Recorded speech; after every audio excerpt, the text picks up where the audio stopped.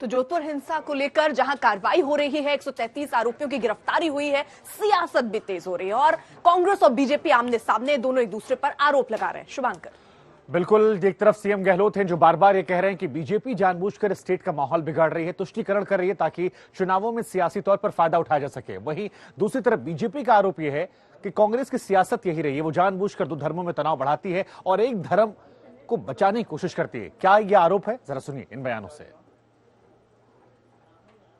जिस प्रकार की उपलब्धि यहाँ पर हर क्षेत्र में हो रही है, उससे बीजेपी वाले घबरा करके इन्होंने अभी से ही जो आतंक मचाना शुरू किया जानबूझ करके, इनके खुद के हाईकमान के लोगों के इशारे हैं इनके ऊपर, उसी रूप में कार्रवाई कर रहे हैं। हम इनको हर जगह रोक रहे हैं और कड़ी से कड़ी कार्रवाई कर रहे हैं। इसीलिए हमारे यहाँ कोई कैजुअलिटी आज तक नहीं हुई है। तीनों घटनाएं जो आपने बताई है, करौली की, राजगढ़ अलवर की और जोधपुर की, कोई कैजुअलिटी नहीं हुई है।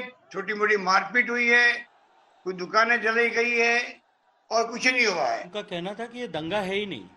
उनके दंगे की परिभाषा में राह चलते आदमियों को चाकू घोंप दिया जाए, नाम पूछ करके किसी मजहब का, किसी धर्म का जो है उपासक होने के नाते उसको पटक करके उसकी टांगें तोड़ दी जाए, तेजाब की बोतलें फेंकी जाए, घर में घुस करके महिलाओं को तलवारें निकाल करके डरा करके अपमानजनक व्यवहार किया जाए, दुकानों को लूटने की कोशिश की जाए, छोटी बच्चियों के ऊपर प्रहार किए जाए, लोगों के सिर फोड़ दिए जाए, पत्थर फेंके जाए, मंदिर तोड़ने की कोशिश की जाए, ये सब दंगा नहीं है।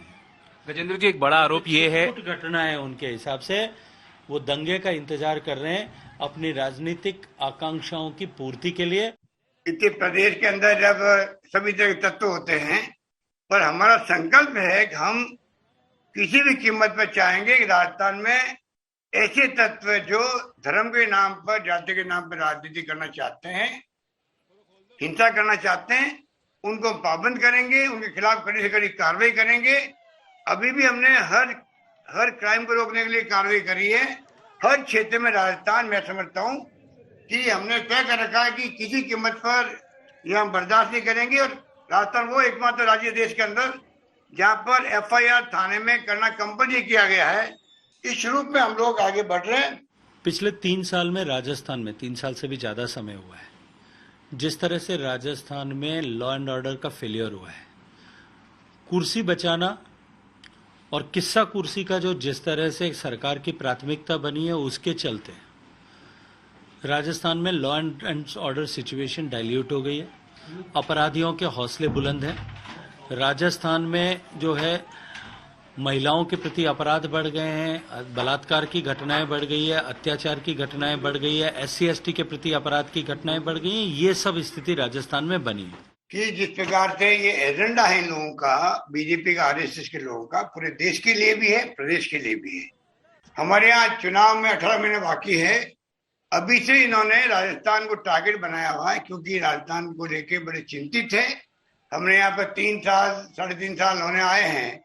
जिस प्रकार से यहाँ पर हमने एक के बाद एक उपलब्धि हासिल करी है, इस तरह की अनर्गल प्रलाप करना, अनर्गल बातें करना, अनर्गल आरोप लगाना। देखिए, मुख्यमंत्री अपने आप को जादूगर कहलाना पसंद करते हैं और लोग भी उनके जो सराउंडिंग लोग हैं उनको जादूगर कहते हैं। मैं बहुत सालों से सोचता था कि उनमें जादूगरी किस बात की है कि वो जादूगर कहलाना और जो है कहलवाना पसंद करते हैं। जी जी। अब मुझे समझ में आता है कि अपनी विफलता का ठीकरा दूसरों पर फोड़ने की जो कला उनको आती है, जो जादूगरी आती है, वो इसी के चलते लोग शायद उनको जादूगर कहते हैं।